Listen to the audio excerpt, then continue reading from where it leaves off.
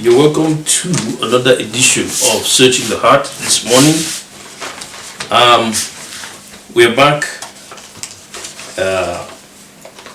into another series of explanations about events that affect all of us within the time we are in this world. Of course, we're in a time where technology has given birth to so many things, okay? And this fits very perfectly with what we're going to be talking about today. The world of conspiracies. Who do we credit with accidental discoveries and world shake-ups? Okay? This is the world of conspiracies. We've been talking about that for the past 2 episodes. And today we want to ask, who should we credit with accidental discoveries that end up shaking the world? And just events that shake the world generally. And yes, we discovered that even the trend of social media, of podcasts are created, were not really planned. I don't think anybody sat down and planned them and said, these will happen, except very recently, of course. But suddenly they just became a thing. It became something that affected, if you were to be heard, if you were going to make a difference. People began to exploit social media, the internet for one, to touch places conventional media will not touch. And today it's a thing, okay? Now, of course, remember the podcast where I handled the issue of the 666. Also, that has developed into a very a conspiracy theory in our time. But it's not a conspiracy theory. It comes from the Bible. And we see that the prophecy of Revelation chapter 12 and 13 clearly, especially from Revelation 13 verse 1 down to verse 18, shows us clearly how media will play a role, in the coming of the Antichrist. Now, the problem here is that what we see happening is that people do not generally fall into the will of God. They have their own will. And because of that clash between the will of human beings and the will of God, these concepts come up. Human beings conspire, but God has his plan. And within all of that is the world of conspiracy theories. The Bible tells us that as far as the heavens are from the earth, so are my plans from your plans.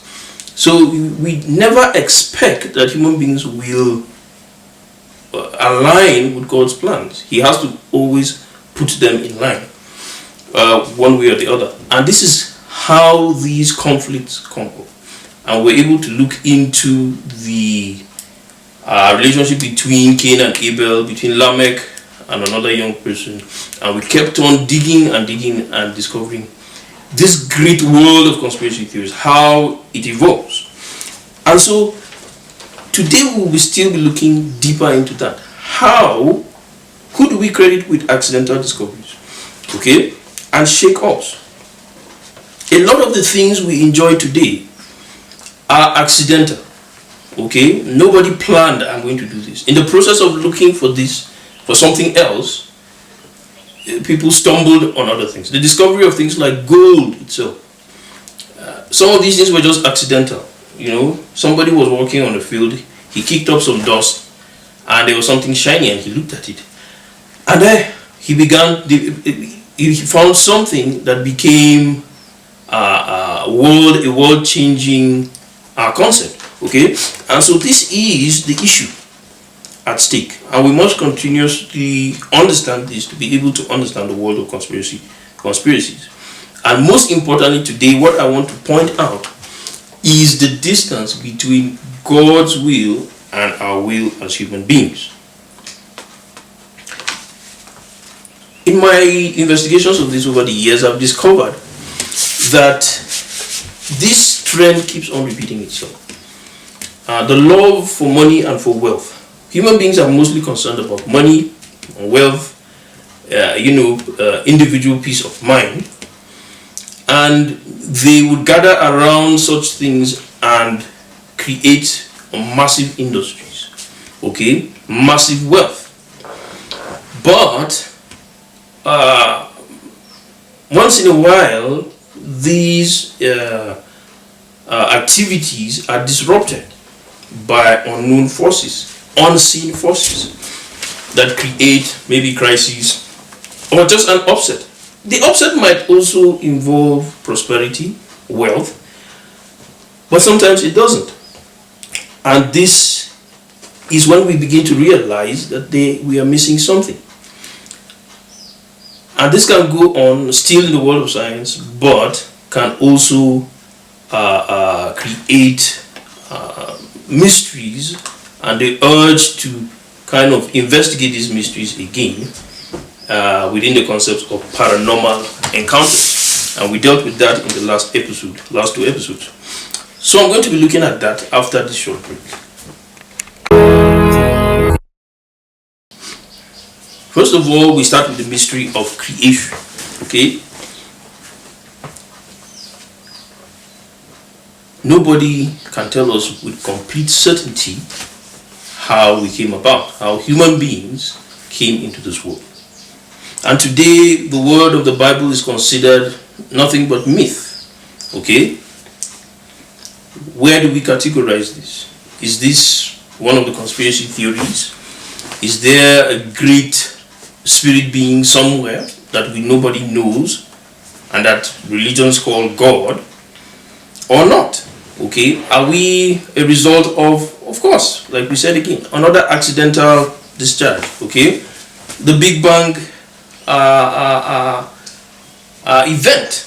Okay, are we a result of the Big Bang event? Just a cosmic accident? Are these really sciences, or can we lump all these so-called discoveries as just conspiracies, including the Big Bang theory? Okay, if we are calling the creation theory a conspiracy, we can also call the Big Bang theory a conspiracy, because there is no proof, okay, to this whatsoever. Okay, so from there we see the great mysteries of the world being revealed.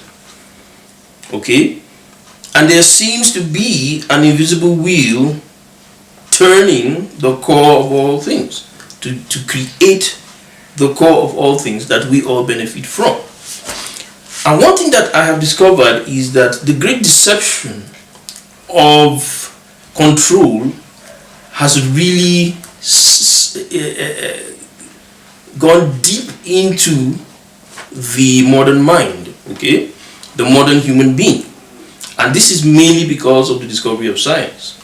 Of course, it existed in the ancient times when men of power created kingdoms and ruled over those kingdoms, created large armies.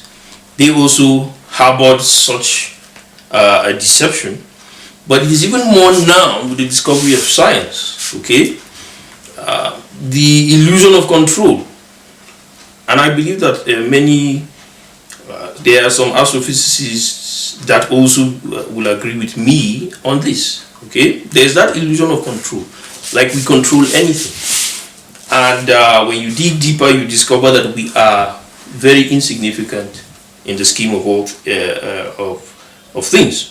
Okay, so that there's that mysterious wheel turning and creating all we have in the greater universe. Okay, that has given birth to the earth itself, to life itself, and this is the beginning of all conspiracies, or the nature of all conspiracies in the world. So this is what lies behind the whole concept of conspiracies. Okay, everything we cannot explain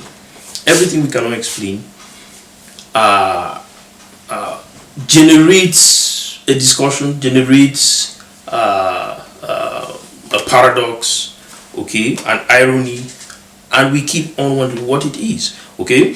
And the interaction between us and that concept will most likely create a conspiracy theory. But I want to look at another concept. Give me a Bible there. We will look firstly at Jeremiah chapter 11. Okay, Jeremiah 11. And from verse 9, and we see something here. And the Lord said unto me, a conspiracy is found among the men of Judah and among the inhabitants of Jerusalem. They are turned back to the iniquities of their forefathers, which refused to hear my words, and they went after other gods to serve them. The house of Israel and the house of Judah have broken my covenant, which I made with their fathers. So, this is what the prophet Jeremiah says about the people of Israel, that they are deliberately refusing to follow his way. He has set up a governmental system to rule them, okay? But they have deliberately decided not to accept that. And he calls it a conspiracy. So a conspiracy is a deliberate action done by more than one person in order to force an outcome, okay? It's a deliberate action done by more than one person in order to force an action. And he says their disobedience towards him is deliberate. Now this is God. The Israelites in those days worshipped God, okay? And the voice of God was heard by the prophet Jeremiah, and he says that they have deliberately conspired against him. We'll look again at Ezekiel 22 verse 25, which says, there is a conspiracy of her prophets in the midst thereof, like a roaring lion ravening the prey. They have devoured souls, they have taken the treasure and precious things. They have made her many widows in the midst thereof. This is saying, okay, her priests have violated my law and have profaned my holy things. They have put no difference between the holy and the profane. Neither have they shown difference between the unclean and the clean, and have hid their eyes from my Sabbaths, and I am profaned among them. Okay, so again, echoing what is said, but my point of interest is in chapter. So this is Ezekiel chapter 12, verse 21. Says, and the word of the Lord came unto me, saying, Son of man, what is that proverb that ye have in the land of Israel, saying, the days are prolonged, and every vision faileth? Okay, you see what it is saying here. Prophets were speaking and it was not happening. Okay, and what is a prophecy? You have to understand that from the beginning. Okay, prophecy is a forecast, similar to a forecast, but this time a prophecy is believed to come from God, okay, the creator of the universe. And it is believed that the creator of the universe knows all things. He is omniscient, okay. So the people have gotten tired. People say things and they don't come to pass. We're living in such a generation, okay. A lot of people, even people who claim to be pastors, prophets, say things and these things don't come to pass, and people are getting tired, okay, and they are saying, okay, visions fail. And he's saying here, tell them therefore, thus saith the Lord God, I will make this proverb to cease. People will no longer say these things, okay, and they shall no more use it as a proverb in Israel, but say unto them, the days are at hand, and the effect of every vision That means everything that is said by the prophets will come to pass, because that will be the end of false prophets. Ezekiel himself will be the tool that God will use to achieve this. Okay, so when we jump down to verse 28, it says, "Therefore say unto them, Thus saith the Lord God, there shall none of my words be prolonged anymore, but the word which I have spoken shall be done, saith the Lord." There will be no more delay. Refer to my previous video on that. There will be no more delay, okay? Everything that is said will come to pass. And what does that mean? In another translation, it says, there will be nothing that will be considered again to be a conspiracy theory, okay? So, we are not the first generation to have conspiracy theories.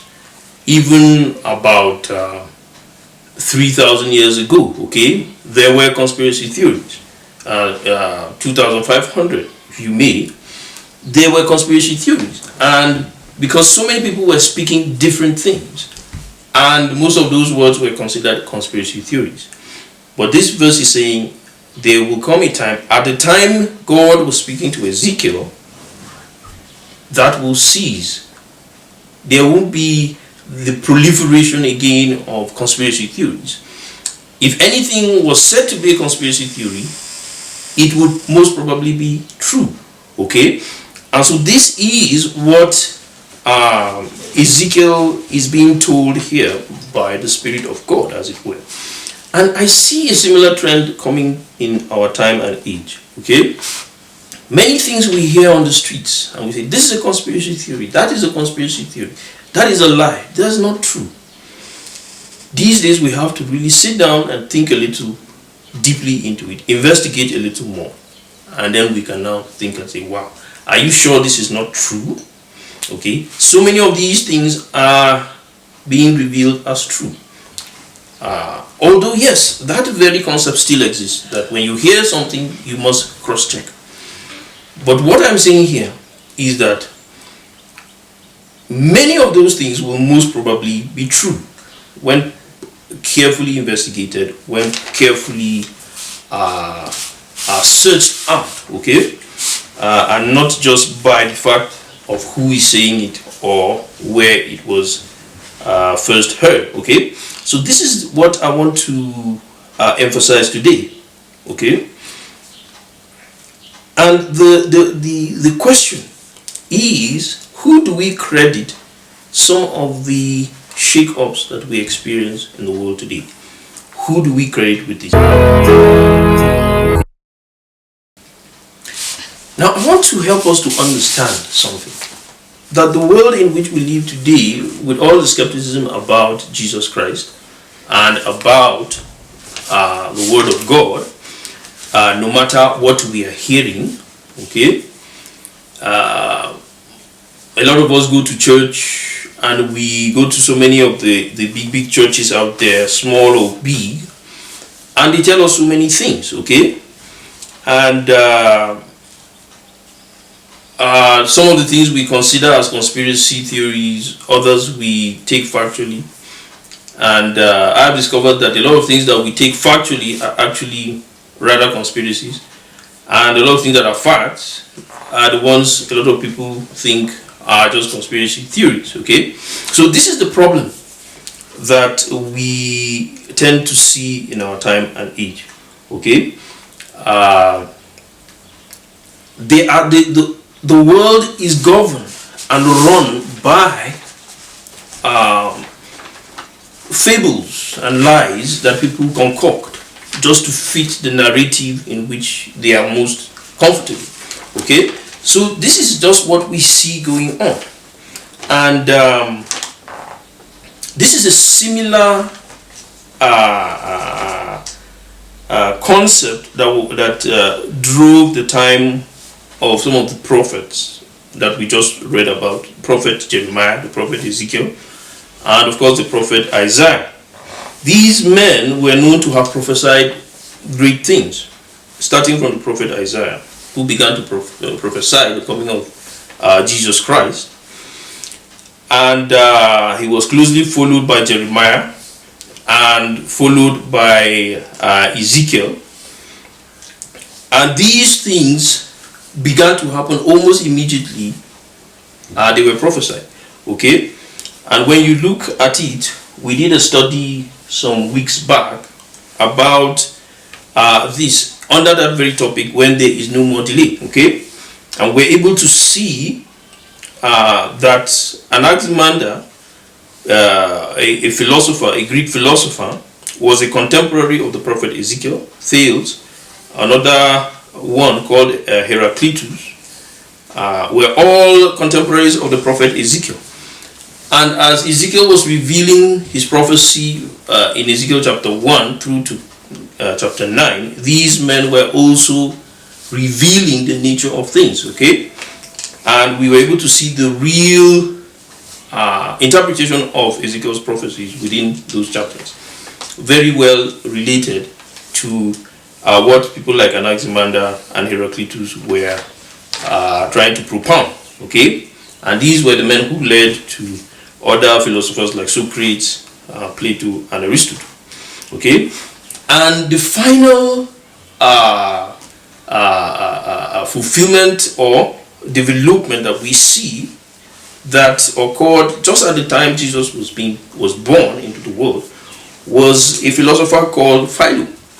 And Philo was a philosopher that revealed the link between Greek philosophy and Jewish thought. Okay, revealing that the Logos, okay, was the Word of God, and of course is the source of creation. Okay, and these very words of Philo were fulfilled at the same time he was alive. It is not known if Philo knew about Jesus Christ when Jesus was alive, and it is not known for sure if Jesus had the opportunity of sitting under the tutorship of Philo. But when you look at the dates, it is not so. Jesus was just about 3 years old when he left Egypt and returned to Israel. Okay, and of course we know Philo was alive then, teaching what he was teaching at that time. Okay, so within this period, even the existence of Jesus Christ, later on after his death, was considered more of a conspiracy theory. It took historians like Josephus, after the Romans conquered Judah and dispersed the Jews in Jerusalem and killed so many of them. Josephus, a Jewish philosopher himself, was able to write down some of these things, and he confirmed the existence of Jesus Christ himself. Okay, but at the time, my point is, at the time this was happening, for many it was only a conspiracy theory, but it was actually happening. Imagine what we are talking about here, that it is possible that God himself came to earth but was only seen as a conspiracy theory.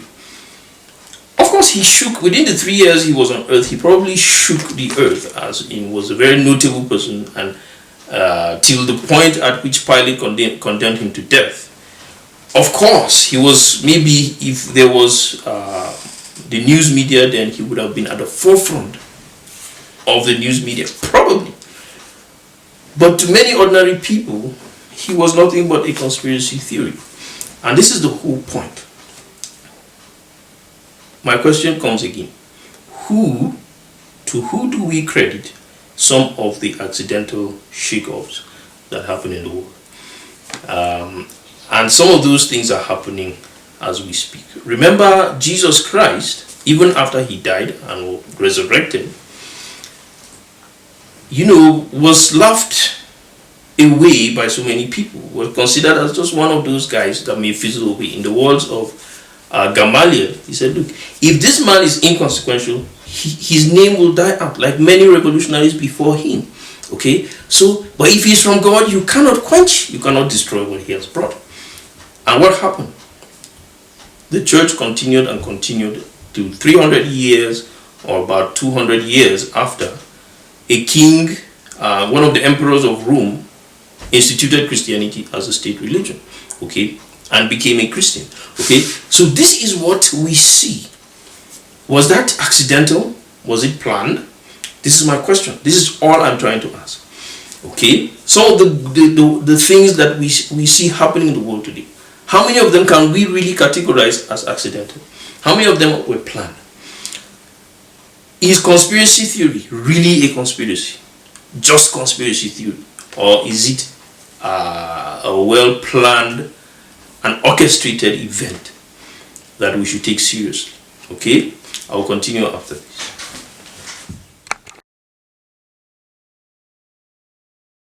Discover a transformative journey into the kingdom of heaven. Following the initial publication, the author dives deeper with 2 insightful follow-up books. Ever felt disconnected from God even in worship? Explore how God's unconventional ways can transform your life. How can you align with divine plans, avoiding distractions? Find answers in The Kingdom of Heaven on Earth and The 3, Illuminating Christian Truths and Prophetic Practices. Unlock profound insights guiding you toward a deeper connection with God. Don't miss out. Dive into this enlightening exploration today. Click the link on the caption to get your copy.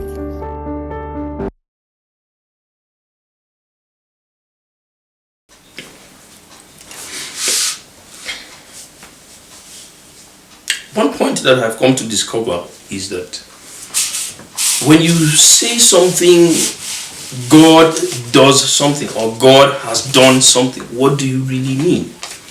Okay? Is it as inconsequential as waking up in the morning and just washing your face and say, oh, it's a new day? Or, a fly sits on your arm and you just swat it. Oh, it's dead. God did it and it's dead. Well, God created the fly, and if it was a lion, I'm sure you wouldn't just swat it that way. You would have a more difficult time trying to kill a lion. Okay, so God makes the fly, he still makes the lion. Okay, he makes the elephant. You cannot swat an elephant. Okay, what is the real difference between what you call a conspiracy theory and things that are real? Sometimes some of us are forced to ask that question. Okay, we are forced to ask that question. And I discovered that the reason why God seems to work through conspiracy theories is that he does not want what he has done to be credited to an ordinary human being. Okay? I hope you understand what I'm saying. It is strange. It seems disturbing at the least. But this is what I have come to understand. That he seems to allow conspiracy theories because he does not want what he has done to be credited to a human being. Credited to a human being. And that is why he says his coming, or his return, the return of Jesus Christ, will come like a thief in the night, when nobody expects. Okay? So that none of us, okay, will actually know when it will happen. Okay? And he even says, don't listen to those people who will say, oh, here he is, or there he is, or he's coming on this day or on that date. Just ignore them. Okay? Refer again to my podcast on prophets. Okay? Talking specifically about Nostradamus. Don't listen to prophets who will tell you, oh, he's coming on this day or on that day. Well, they might give you clues as to what to expect. Okay? And most of those clues might be clues on some false, if a false prophet or false Jesus is coming. Like I said, yes, the one that will come. Nostradamus says, the one that will come. He doesn't say, Jesus will come. He doesn't say, God's son will be born. No, he says, the one that will come. He's casting aspersions. It is a fake one, okay, that will come. The one that belongs probably to human beings. not to God. Okay, that is most likely what will happen. Okay, so God does not want his work to be attributed to an ordinary human being. He takes credit for he will not share his glory with any man. It is also said in the Bible. Okay, so at the end of the day, what is my point? My point here is that we should take conspiracy theories very seriously. Okay, because that is the world of the unknown. That is the world where good and evil clash. Okay, when good forces and evil forces are clashing, many terrible things happen, and this is why most times they are hidden and we don't hear about them. Okay, and we might take it, we might be enjoying our lives, living our lives without any problem, but at this it is in this realm that the difference is made. Okay, where lives are saved or destroyed. Okay, where the real prosperity is created or negated. Okay, and so this is the place where we need to be really concerned.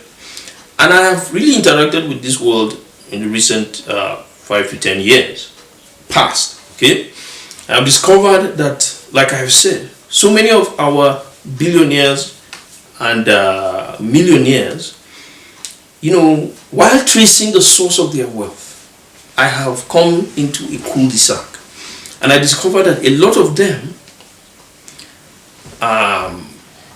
have skeletons. Okay, some of them may not have skeletons, but have they have something trailing them. I may say. Okay, in terms of some kind of a scam. Sometimes I discover they are scammers, and they are unable to take these people to court. Like I said some weeks back, through a particular person, a scammer was able to find his way and try to scam me. Okay, so I discovered, and he got so close to that billionaire, was able to put a phone in the billionaire's face and pretend he was the billionaire. Almost convinced me to give up my money. So these con men, these scammers, tend to gather around some of the rich people in the world. Okay, and it kind of raises questions about where the source of the wealth of some of these people is from. Okay, many people will tell you that politics is one of the things that you don't get into unless you're really sure of what you're doing.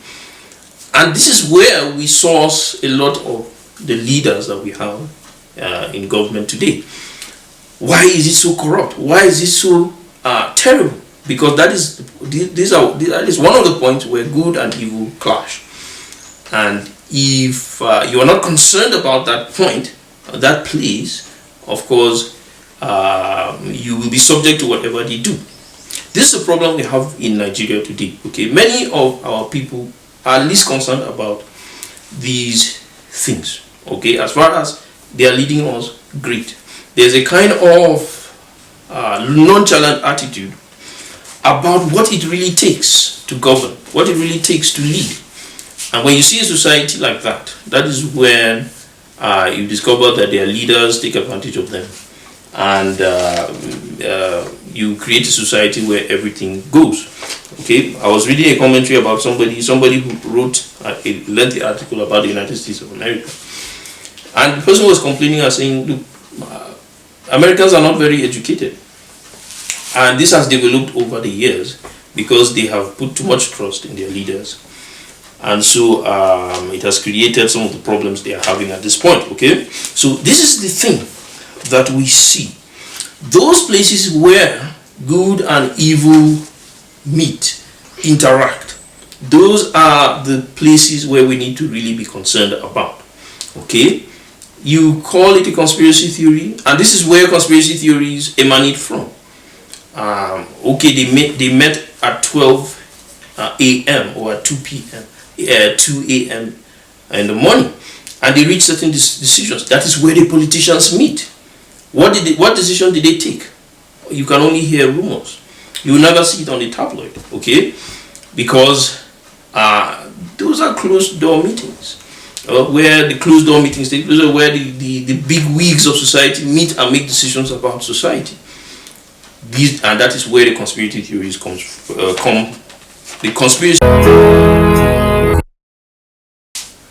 So what am I trying to say here? Okay, the source of physical problems are spiritual sources. Okay, and we cannot solve these problems with physical weapons, whether money or weapons of physical warfare. We have to go back to the very source.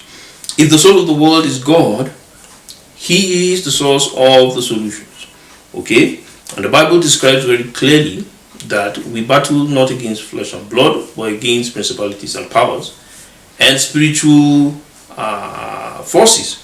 Okay, so our weapons are also not carnal, but they are powerful through God.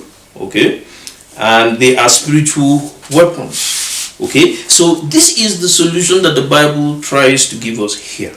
Okay, and what I'm trying to say is that as opposed to our reaction, which are often conspiracies, the allusion to conspiracy theories, if we face it squarely, and we face them squarely as truths, as we have read here in Ezekiel chapter 12, we stand a better chance of winning the battle against these nefarious activities done in the dark places, okay, than if we were to just push them aside as conspiracy theories, okay? Because many of these conspiracy theories are actually real events, okay? They are actually real events. So we need to approach them with the kind of attention that they need, which is to fight them spiritually, of course, through prayer and through building our own spiritual minds, our own minds to become spiritual. Okay, and one of the issues I've come to understand is that sometimes we cannot do anything about some of these things, only to pray, only to ask God for His help. But the question often asked is, should we plan? Should we create or participate in human activities that may be carnal, may be physical in nature, but may be tailored towards trying to solve these things? Okay, like for instance, most of the work we do, if we participate in politics, if we start companies, okay, based on our own professional capabilities, okay, to try to solve some of the problems of the world, is that wrong? Do we just sit down and leave everything to God? And that is the failure of the ancient African society. As I've said before, we tend to just allude everything to the spirit realm and to the gods, and we leave it that way, okay? But we live in this world, and we cannot help but partake in these physical activities. The God created us knowing that we need food, okay? We need houses to live in. We need to remain healthy, and remaining healthy means having medicine to cure our illnesses. Remaining healthy means having clothing that will cover our nakedness. But a lot of human beings, while trying to leave everything to God, find themselves impoverished and suppressed by unknown forces because they refuse to engage with physical things. So this is the secret to the whole thing. Okay? Just because we are not capable of handling certain things, because the source is beyond our reach, does not mean we cannot participate in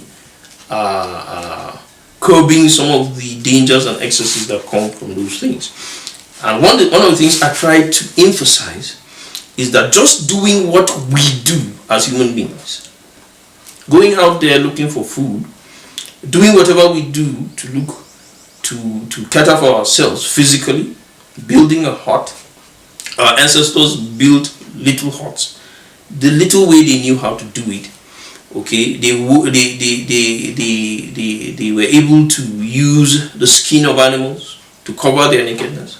The little way they knew how to do it, they created little technology like arrows and bows, okay, just to help them to look for food.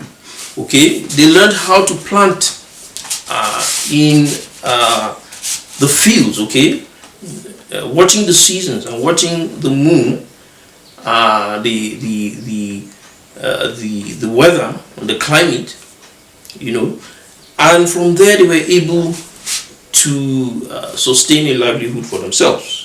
Okay, so this is what we see that happens, and human beings developed from there and created civilization, and through civilization we solve a lot of our problems. That is why money has become very important. Okay, though the source of the problem is spiritual, but a lot of people allude to money to solve those problems. Okay, but money is a physical thing. So somehow we have certain powers over the forces of this world by just being who we are, human beings, physical human beings. Okay, and so though I have said clearly that the source of our problems is spiritual and we must solve it from a spiritual source, we must not overindulge that we do not see the need to continue to do the physical activities that we do every day to solve those physical problems that we have. Okay, and this is why we see in history leaders of human beings have formed groups. Okay, political parties, of course the very structure of society itself is built on the cohesion of human beings. Okay, from the clan level, from the family. First of all, you start from the family level. Okay, a man and a woman get married and they have a family. Then that becomes a clan later on, and that clan becomes a village. The village may become a state, and the state may become a nation, a large nation of people. Okay, so from there you see organizations are being formed, and these organizations may have as their basis whether spiritual rituals or physical activities. Physical activities may be professional bodies. Spiritual rituals may want to allude to God or to some form of divine power to solve physical problems. And we see the emergence of cults even in this process. Okay, and history tells us of the formation of the knights through through the development of the Christian culture. Okay, the Christian monarchs. The order of knights was created, and these knights have their history, can trace their history right to the Roman Empire. Okay, and into the British Empire. Okay, and into Europe. And when they were later disbanded, some of them resulted into the creation of the cult known as the Freemasons. Up to today, that is a controversial group many people don't know about. But these are some of the people that today are being blamed for some of the conspiracy theories. Okay, that they are actually responsible for some of the world governments. Okay, and that many of us ordinary human beings don't have access to. Okay, so these are the people that are creating or churning some of the movements that are changing the world. Okay, creating some of the billionaires. Okay, running governments, holding governments to ransom. You know, just to make sure that this leads to a particular outcome. Okay, whether this is true or not, this is the reality of the foundation of some of the conspiracy theories. Okay, and for me, I want to really, with the understanding that some of these things are true and some of these things are false, I want to propound my own theory of what I think we should do after this.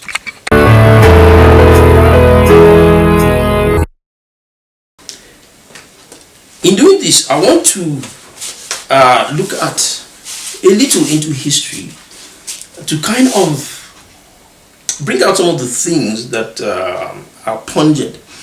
If we are to believe that some of these cults, like the Freemasons and others, maybe the Illuminati, are responsible for some of the things that are happening in the world today, when you go to the world of Islam, you find there are also cults.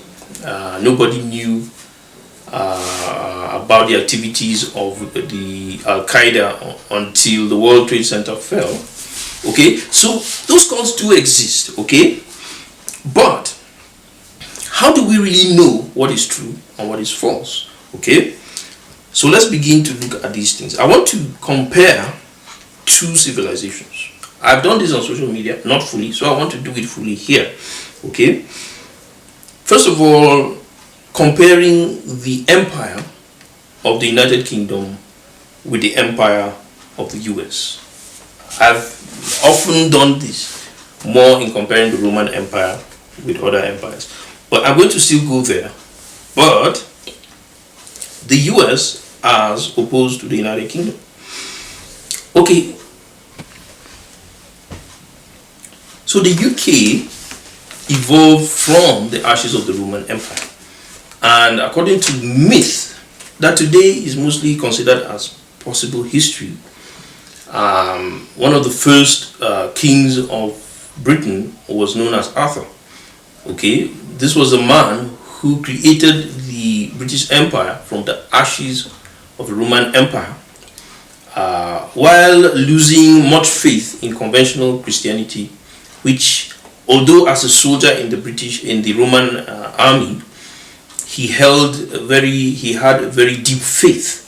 He decided to discard some of this faith, and he created instead a group of 12 knights. Okay, in the modeled after the 12 apostles of Jesus Christ. Okay, and creating this group of 12 knights, he conquered the whole of the British island. Okay, and strengthened the British Empire. Okay, so this was the beginning of what we call the British Empire.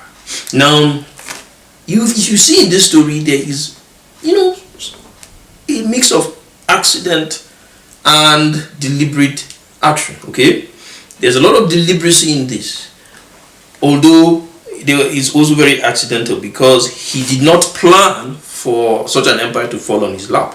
Okay, that was not his plan. It was, he accidentally was passed responsibility. If you've watched the film, you see that the responsibility just accidentally fell on his lap after Rome withdrew from Britain. Okay, so there's a mix of accident there and deliberate action. Okay, and this is how Britain continued to evolve and became one of the leading empires in the whole of Europe and globally. Okay, and of course it is said in conventional history that they ruled the world for 1 century. But if you count it properly, you discover that jointly, as Europe itself ruled the whole world for about 5 centuries. Okay, and it's still sharing a lot of that territory with the United States up to now. Okay, so this is what we see. Look at US. So let's go back to United States. How did the United States evolve? A Spaniard called Columbus was on a mission for Spain, and accidentally on his way to India washed up at the shores of the United States, and this was the first contact of the known world with the continent of America. Okay, and when he interacted with the indigenous people, the Indians, of course these were a different people from the continent he knew. Okay, so he called them Indians because he thought, of course, he was at the shores of India. Okay, so this was an accidental discovery, but by the time he discovered that this is a new continent, okay, he was dumbfounded, and this was the beginning of exploration of the Europeans of the new continent of America. And from there was mass migration over decades and centuries from Europe to the continent of America. Okay, and many of those people were people who were seeking safe haven, because Europe itself was going through a lot of turmoil. Okay, because Christians, the Roman Empire at that time had dissolved, of course, and there were persecutions. The Pope was ruling his own enclave, and of course the different kingdoms and monarchs ruling other parts of Europe, okay, sometimes clashed with the Pope, and of course those clashes created a lot of persecution, and it created droves of people, when they heard about that continent, decided to move to that continent and make a home of it. And it took hundreds of years before that continent became independent, or the nation of America itself became independent, and became a recognized world power. Okay, and it was not until the Second World War that the United States actually became a power, a real world power. And so you see how accidental this was. The only deliberate part of it was the actions of so it was not until the end of the Second World War that the United States became influential in world politics, and it has held sway since then. Okay, so you see that it was really accidental. Okay, the only deliberate part of it was the part that George Washington and leaders like him, Thomas Jefferson and the rest of them, played in the evolution of this country. That's the only deliberate part of it. But most of it was, and the other one is Spain itself sending an expedition, probably to somewhere else, but ended up, of course, discovering a new continent, okay, or a new country. So you find that my point here is that a lot of the things we do deliberately don't really end in any great discovery. They don't really end in any phenomenal shake-up. It is the things that we do accidentally that create the greatest shake-ups in the world. And for me, that is evidence that there is a hidden hand, a hidden wheel that is moving events in the world. And that is why I take conspiracy theories seriously. And the Bible here in Ezekiel chapter 12 advises us to take conspiracy theories seriously, because out of these things, sometimes there are voices that are from God. I am David Dunji Chinke for you today in Searching the Heart.